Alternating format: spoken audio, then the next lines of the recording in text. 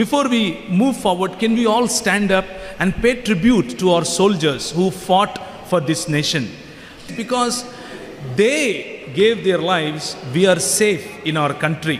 మన దేశంలో మనము చక్కగా నిద్రపోతున్నాము గుండెల మీద చేసుకుని అంటే మన దేశంలో ఉన్నటువంటి సైనిక బృందం మన కోసం పాటుపడి పని చేయటం, మన మధ్యలో అలాగే మన కోసం మన సమాజం కోసం పనిచేసే వాళ్ళల్లో పోలీసు యంత్రాంగంలో ఉన్నవారు కూడా ఉన్నారు. వారి పక్షంగా వచ్చినటువంటి సహోదరి మన మధ్య ఉన్నారు. ఆమె వచ్చి ప్రార్థిస్తారు వారి కుటుంబాల కొరకు, వారు విడిచిపెట్టినటువంటి కుటుంబాలు, తర్వాత వారు ఏ రెజిమెంట్స్లో అయితే ఉన్నారో ఆ రెజిమెంట్స్లో ఉన్న సైనికుల కొరకు, వారందరి కొరకు ప్రార్థన చేద్దాం. 2 నిమిషాలు మౌనం వహించి ఆ కుటుంబాల గురించి మనం ధ్యానించి వారి కోసం ప్రార్థన చేద్దాం. ఆ తర్వాత మన మధ్యలో ఉన్నటువంటి సహోదరి ముందుకు వచ్చి ప్రార్థన చేస్తారు.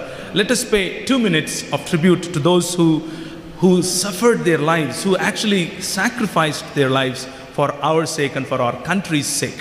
2 minutes please.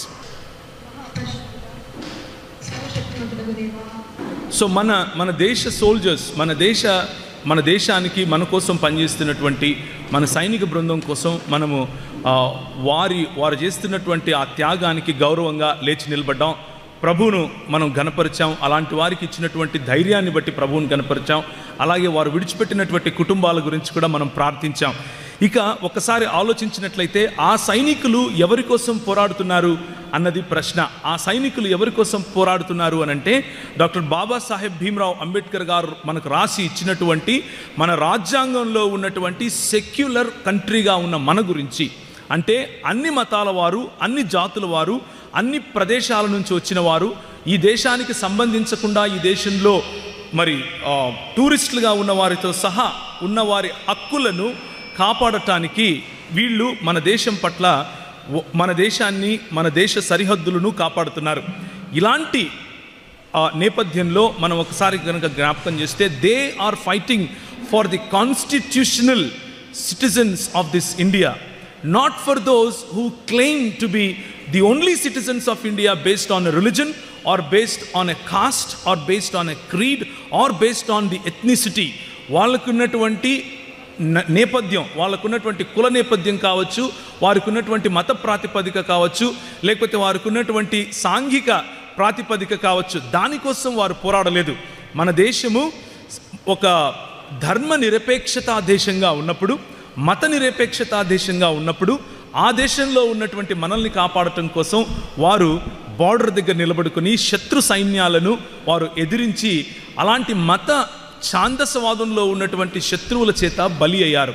మత ఛాందసవాదంలో ఉన్నటువంటి శత్రువు మనకు కనిపిస్తూ ఉన్నాడు. అయితే చాలాసార్లు క్రైస్తవ సముదాయంలో మనం కూడా ఏమనుకుంటాము అనంటే శత్రువు అనంటే ఒక మనిషి అనుకుంటాం. We think that our enemy is a person, our enemy is a human being. But let me remind you, my brothers, my sisters, సహోదరులు సహోదరులకు నేను ఒక మాట గుర్తు చేయాలని ఆశపడుతున్నాను. మన శత్రువు వ్యక్తులు కాదు, మన శత్రువు మనిషి కాదు, మన శత్రువు భావజాలం, మన శత్రువు దురాత్మ సమూహములైనటువంటి లేకపోతే అంధకార సంబంధమైనటువంటి దురాత్మ సమూహాలు.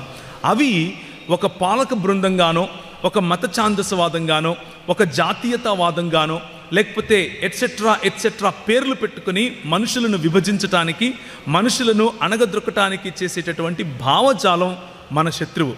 దానినే మనము దేవునికి వ్యతిరేకమైనటువంటి భావజాలంగాను, దేవుని రాజ్యానికి వ్యతిరేకమైనటువంటి భావజాలంగాను చూస్తున్నాం. ఆ భావజాలం కోసం, ఆ భావజాలాన్ని చెరపట్టి క్రీస్తు పాదాల దగ్గరికి తీసుకుని రావటం కోసం క్రైస్తవ సముదాయం, క్రైస్తవ సంఘం పనిచేస్తూ ఉంది. అందుకే దేవుని రాజ్య విస్తరణ, అందుకే దేవుని రాజ్య స్థాపన, అందుకే ప్రతి రంగంలోనూ యేసుక్రీస్తు యొక్క ప్రభుత్వం యొక్క స్థాపన అన్నది మన అంశంగా పెట్టుకొని ముందుకెళ్తున్నాం. దీన్ని గమనించండి. Let me remind you once again, our enemy is not a human being, our enemy is not an organisation, our enemy is not a cluster of people that work to get together, but our enemy is the ideology that works against the human beings, ideology that works against the kingdom of God. దేవుని రాజ్యానికి వ్యతిరేకంగాను, దేవుని యొక్క చిత్తానికి వ్యతిరేకంగాను పనిచేసే భావజాలం మనకు శత్రువు. దానినే సాతాను యొక్క సమూహము అని మనం పిలుస్తున్నాం. కనుక ఒకవేళ కూర్చున్న వారు ఎవరికైనా సరే let me remind you once again, మన శత్రువు ఆర్ఎస్ఎస్లో పనిచేసేటటువంటి వారు కాదు, మన శత్రువులు ఇస్లామిక్ తీవ్రవాదులు కాదు, మన శత్రువులు దేవుడు లేడు అని చెప్పేటటువంటి మత ఛాందసవాదులు. ఏ మత ఛాందసం? నాస్తికవాదం అనే మత ఛాందసవాదులు కాదు. కానీ మన శత్రువు మనుధర్మవాదం, మన శత్రువు ఇస్లామీ వాదం, మన శత్రువు ఈ మనుషులను విభజించి పాలించాలనుకున్నటువంటి, మనుషులను అనగద్రొక్కాలనుకున్నటువంటి ప్రతి భావజాలం. So let us be very careful in distinguishing between human beings and the ideologies. We love Muslims. Do we love Muslims? Can you please raise your hands who love Muslims? Let us praise God for our Muslim brothers and sisters. We love Hindu brothers and sisters. Do we love Hindu brothers or not? Raise your hands and say, praise the Lord for Hindu brothers and sisters. And the same thing goes with every human being in this country. ఈ దేశంలో ఉన్న ప్రతి మానవుని పట్ల మన ప్రేమ ఉంది. అదే ప్రభు మనకు చెప్పాడు. కానీ we do not love any ideology that divides people. We do not love any ideology that suppresses people.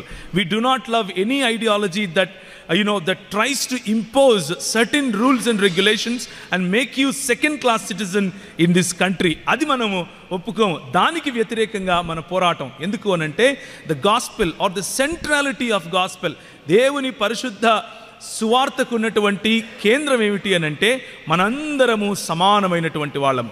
We all are one.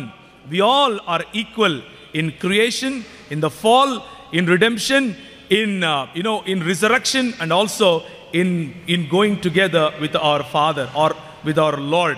మనము చేయబడటంలో లేకపోతే సృష్టిలో మనము సమానంగా ఉన్నాం, పతనంలో సమానంగా ఉన్నాం, ప్రభు యొక్క మరణంలో సమానంగా ఉన్నాం, పునరుత్థానంలో మనము తిరిగి సమానంగా వస్తాం, దేవుని యొక్క రాజ్యంలో పాలకులంగా కూడా సమానంగా ఉంటాం.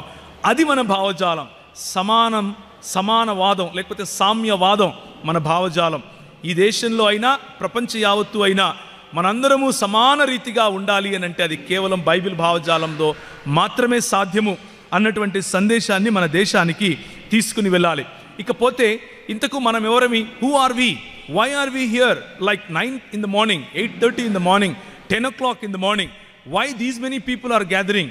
Is it an organization? Is it something related to finances?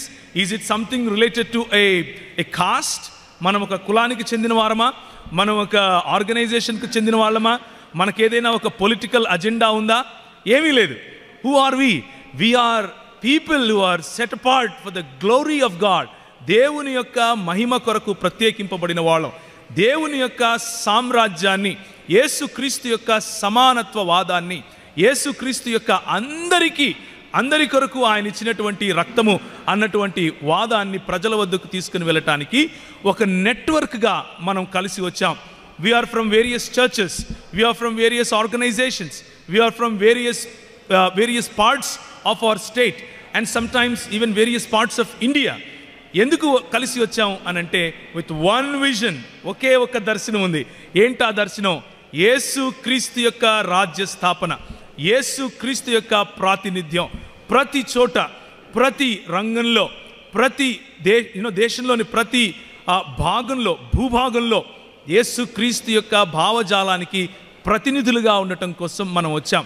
కాబట్టి let us not talk about our denominational barriers. Let us not talk about the theological differences. We are here. మనం ఎందుకున్నాము అనంటే మన థియోలాజికల్ డిఫరెన్సెస్ మాట్లాడుకోవటం కోసం కాదు. మనం ఉన్నది సమానత్వం చెప్పటం కోసం. ఎస్, మన మధ్యలో మీ యొక్క అవగాహనకు నా యొక్క అవగాహనకు తేడా ఉంది. అయినప్పటికీ మనిద్దరము యేసుక్రీస్తు యొక్క రక్తం చేత కొనబడి వారం. మనిద్దరము యేసుక్రీస్తు యొక్క రాజ్యాన్ని స్థాపించటానికి ఉన్నవాళ్ళము అని మనము జ్ఞాపకం చేసుకోవాలి. చివరిగా the purpose of this meeting, ఎందుకు మనం ఇక్కడ ఉన్నాం అనంటే, మనము ఈ మీటింగ్లు అయిపోయిన తర్వాత కత్తులు కటార్లు పట్టుకుని బయటికి వెళ్ళి ఏదో చేసేయాలి, లేకపోతే ఒక పొలిటికల్ పార్టీ బట్టి ప్రజలను కొట్టేయాలి అని కాదు. Let me tell you very clearly, మన వ్యూహం ఒకటే. Our strategy or our vision is one, and that strategy is united we stand for the kingdom of God. దేవుని యొక్క రాజ్యం కోసం ఏకత్రితమై కలిసి ఐక్యమత్యంతో ఈ భావజాలాన్ని, ఈ వాయిస్ని మన పాలకులకు వినబడేలా మనము మాట్లాడాలి. మన పాలకులకు వినబడేలా మనం వినిపించాలి. అది మనకున్నటువంటి దర్శనం, అది మనకున్నటువంటి వ్యూహం. ఆ వ్యూహంలో భాగంగానే మనం ఈ కాన్ఫరెన్సెస్ చేస్తున్నాం. ఆ వ్యూహంలో భాగంగానే మీరు రాత్రంతా ప్రయాణం చేసి ఇక్కడికి వచ్చారు. ఆ వ్యూహంలో భాగంగానే ఈ నగరంలో ఉన్న వాళ్ళు కూడా వాళ్ళ పనులు విడిచిపెట్టుకుని మనం వచ్చాం. So let us be mindful of what our strategy is. ఈరోజు మధ్యాహ్నం ప్రార్థించే సమయంలో as a part of our strategy మనకున్నటువంటి వ్యూహంలో భాగంగా we will learn about the contribution that we made in building this country. ఈ దేశాన్ని నిర్మించటానికి భారతీయ క్రైస్తవ సముదాయం ఏ విధంగా తోడ్పడింది అన్నది మనం మాట్లాడుతాం. our strategy is to educate people. ప్రజలకున్నటువంటి అవేర్నెస్ తీసుకురావటం కోసం నంబర్ 1 స్ట్రాటజీ. నంబర్ 2, ఎవరైతే నేర్చుకున్నారో వారు వెళ్ళి వారి ప్రాంతాల్లో నేర్పించటం మనకున్నటువంటి రెండవ వ్యూహం. మూడవదిగా, నేర్చుకున్న వారందరూ వారి రంగాలలో ధైర్యంగా స్టెఫెను నిలబడి మాట్లాడినట్లుగా యేసు ప్రభువు యొక్క భావజాలం, the ideology of the kingdom of God మనం మాట్లాడాలి, ధైర్యంగా మాట్లాడాలి. చెరపట్టి ప్రతి భావజాలాన్ని యేసుక్రీస్తు పాదాల దగ్గరికి తీసుకొని రావాలి. ఇది మనకున్నటువంటి వ్యూహం. మన వ్యూహంలో పొలిటికల్ అజెండాస్ లేవు, మన వ్యూహంలో వైలెంట్ అజెండాస్ లేవు, మన వ్యూహంలో ఎదుటివారిని తక్కువగా చేసి చూపించే అజెండాస్ లేవు. మన వ్యూహంలో ఒకే ఒక అజెండా ఉంది. అదేమిటి అనంటే, భారతీయ క్రైస్తవ సముదాయం భారతదేశ నిర్మాణంలో ఎలా సోపానమయ్యింది, భారతీయ క్రైస్తవ సముదాయం ఈ భారతదేశాన్ని ఏ విధంగా నిర్మించింది, భారతీయ క్రైస్తవ సముదాయం లేకపోతే ఈరోజు భారతదేశంలో ఉన్నటువంటి ఈ సమానత్వం, ఈ స్వాతంత్రం వచ్చేదా అని ప్రశ్నించేదే మనకున్నటువంటి ఈ డిజైర్, ఈ విజన్. దాన్ని మనము పునికి పుచ్చుకొని ముందుకెళ్ళాలి అని ఆశపడుతున్నాను. తలలు వంచినట్లయితే ప్రార్థిద్దాం. With this mentality, with this ideology, with this focus in our mind, let us bow our heads and look to the Lord in prayer.